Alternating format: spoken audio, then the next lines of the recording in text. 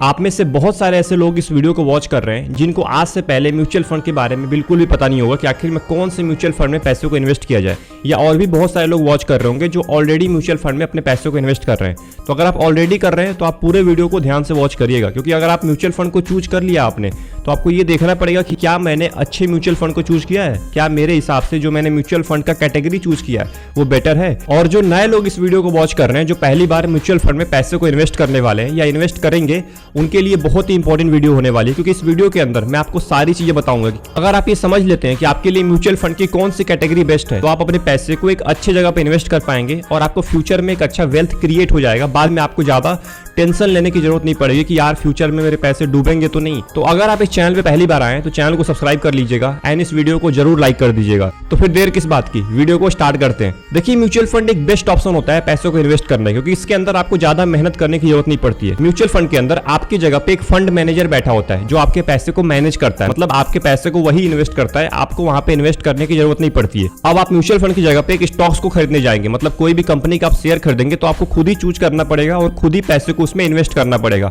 और उसमें थोड़ा सा रिस्क भी ज्यादा होता है। अगर उस शेयर की वैल्यू डाउन हो जाती है तो आपके सारे पैसे खत्म हो सकते हैं। बट म्यूचुअल फंड के अंदर बहुत सारे स्टॉक्स होते हैं, मतलब 30, 35, 40, 100 बहुत सारे स्टॉक्स होते हैं कंपनी के। अब इसके अंदर फंड मैनेजर जो होता है, फंड मैनेजर यानी कि जो आपके पैसे को मैनेज करता है, वो आपके पैसे को इन्वेस्ट करता है उन सारे स्टॉक्स में। इसको बोलते हैं म्यूचुअल फंड। कोई भी एक फंड होगा, उसके अंदर बहुत सारे स्टॉक्स होते हैं और उसमें आपके पैसे को इन्वेस्ट किया जाता है। तो आई होप आपको समझ में आ गया होगा कि आखिर में म्यूचुअल फंड क्या होता है। अब बात कर लेते हैं कि आखिर में कौन सा म्यूचुअल फंड है जिसके अंदर एक बिगिनर जो अभी इन्वेस्टमेंट करना स्टार्ट किया है, या म्यूचुअल फंड के बारे में जिसको ज्यादा नहीं पता है, वो किस फंड के अंदर अपने पैसों को इन्वेस्ट कर सकता है। सबसे पहले बात करते हैं इंडेक्स फंड के बारे में। इंडेक्स फंड एक बेहतर ऑप्शन हो सकता है आपके पैसों को इन्वेस्ट करने का, क्योंकि इंडेक्स फंड के अंदर इंडिया के टॉप 50 कंपनी होती है, मतलब निफ्टी 50 को इंडेक्स फंड ट्रैक करता है। निफ्टी 50 के बारे में जिसको नहीं पता है, निफ्टी 50 के अंदर इंडिया के जो टॉप 50 कंपनीज है वो निफ्टी 50 के अंदर होती हैं। अब मान के चलिए आपके मन में डाउट होगा कि अगर 50 में से कोई नीचे आ गई तो फिर क्या होगा। अब टॉप 50 में से कोई भी कंपनी अगर गलत परफॉर्म करती है, अगर वो 50 के लिस्ट से नीचे आ जाती है, तो दूसरी कंपनी 50 के अंदर आ जाएगी। मतलब सीधी सी बात है कि आपके पैसे को टॉप 50 कंपनी के अंदर इन्वेस्ट किया जाएगा ऑल टाइम, जितने टाइम के लिए आप पैसे इन्वेस्ट कर रहे हैं। तो इंडिया जितना ग्रो करेगा, जितना इंडिया ग्रो करेगा उतना आपका पैसा भी ग्रो करेगा। तो इंडेक्स फंड इसके लिए बहुत ही बेहतरीन ऑप्शन होता है। और इंडेक्स फंड के अंदर कोई ज्यादा रिस्क भी नहीं होता है, क्योंकि यहाँ पे एक्सपेंस रेशियो भी कम होता है। अब एक्सपेंस रेशियो का मतलब क्या होता है? एक्सपेंस रेशियो मतलब कि जो आपकी फीस होती है, बहुत सारे फीस होते हैं, जैसे फंड मैनेजर की फीस होती है, बट इसमें कोई भी फंड मैनेजर नहीं होता है। इंडेक्स फंड के अंदर कोई भी फंड मैनेजर नहीं होता है, इसीलिए इसमें एक्सपेंस रेशियो कम होता है। यहाँ पे आपने सिंपल अपने पैसे को इन्वेस्ट किया और आपका पैसा निफ्टी 50 को ट्रैक करना स्टार्ट कर देगा, मतलब जो टॉप 50 कंपनी है उसके हिसाब से आपका पैसा ग्रो होना स्टार्ट हो जाएगा। एंड इंडेक्स फंड के अंदर अगर आप पैसे को इन्वेस्ट करने आ रहे हैं, लॉन्ग टर्म के लिए आइएगा, शॉर्ट टर्म के लिए बिल्कुल ना आइए। क्योंकि मैं जितने भी फंड के बारे में आपको बताने वाला हूं, ये सारे के सारे फंड जिस भी कैटेगरी के बारे में आपको बताने वाला हूं, आप लॉन्ग टर्म के लिए आइए। क्योंकि मेरा इस वीडियो बनाने का यही मकसद है कि आप शॉर्ट टर्म के लिए बिल्कुल ना आइए, आप लॉन्ग टर्म के लिए आइए, क्योंकि इंडेक्स फंड एक बेटर ऑप्शन होता है लॉन्ग टर्म के लिए। लॉन्ग टर्म में आपको कम से कम 12 से लेकर 13% का आपको इजीली रिटर्न मिलेगा। एक तरह से मान लीजिए कि आपको 12% तो मिलेगा ही मिलेगा अगर आप अपने पैसे को इंडेक्स फंड के अंदर इन्वेस्ट करते हैं। तो ये बहुत ही बेहतरीन ऑप्शन होता है एक बिगिनर के लिए। अगर आप एक बिगिनर हैं तो आप इंडेक्स फंड से शुरू कर सकते हैं।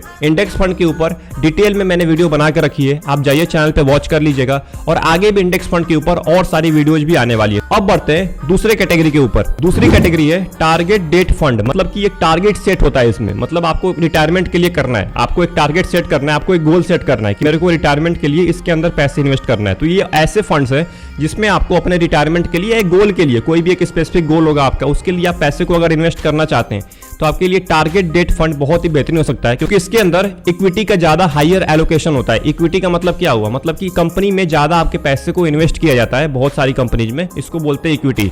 तो इसके अंदर आपका ज्यादा हायर एलोकेशन होता है, और सबसे मोस्ट इंपॉर्टेंट जो इसका एसेट एलोकेशन होता है उसको ये ऑटोमेटिक एडजस्ट करता रहता है आपके टाइम होरिजन के हिसाब से, मतलब जितने टाइम के लिए आप पैसे को इन्वेस्ट करने जा रहे हैं उसके हिसाब से आपके एसेट एलोकेशन को, मतलब जो एसेट होते हैं इसके अंदर बहुत सारे सेक्टर्स होते हैं, उसको ये एडजस्ट करता रहता है अपने हिसाब से आपके टाइम हॉरिजन के हिसाब से। तो टारगेट डेट फंड उनके लिए बेहतरीन है जो एक गोल के लिए, जो एक स्पेसिफिक गोल के लिए अपने पैसे को इन्वेस्ट करना चाहते हैं। तीसरी कैटेगरी है बैलेंस फंड। बैलेंस फंड का नाम ही सुन के समझ गए कि ये बैलेंस होता है, मतलब कि इसका दूसरा नाम है वो है हाइब्रिड फंड। मतलब हाइब्रिड का मतलब क्या हुआ, सारे सेक्टर में कुछ ना कुछ आपके पैसे को इन्वेस्ट किया जाएगा, बहुत सारे एसेट्स में, जैसे कि स्टॉक्स हो गया, बॉन्ड्स हो गया, या और सारे एसेट्स होते हैं जिसके अंदर आपके पैसे को इन्वेस्ट किया जाता है। मतलब यहाँ पे सिंपल है कि केवल स्टॉक्स में आपके पैसे को नहीं इन्वेस्ट किया जाएगा, यहाँ पे आपको बहुत सारे एसेट्स में पैसे को इन्वेस्ट किया जाएगा। जैसे कि स्टॉक्स हो गया, स्टॉक्स में तो पैसे इन्वेस्ट किए जाते हैं, इंडेक्स फंड में भी स्टॉक्स में पैसे ही इन्वेस्ट किए जाते हैं, बट इंडेक्स फंड में केवल स्टॉक्स में किए जाते हैं, ना कि बॉन्ड्स में। यहाँ पे आपका पैसा बॉन्ड्स में भी इन्वेस्ट किया जाता है, और भी बहुत सारे यहाँ पे एसेट होते हैं जिसके अंदर आपके पैसे को इन्वेस्ट किया जाता है।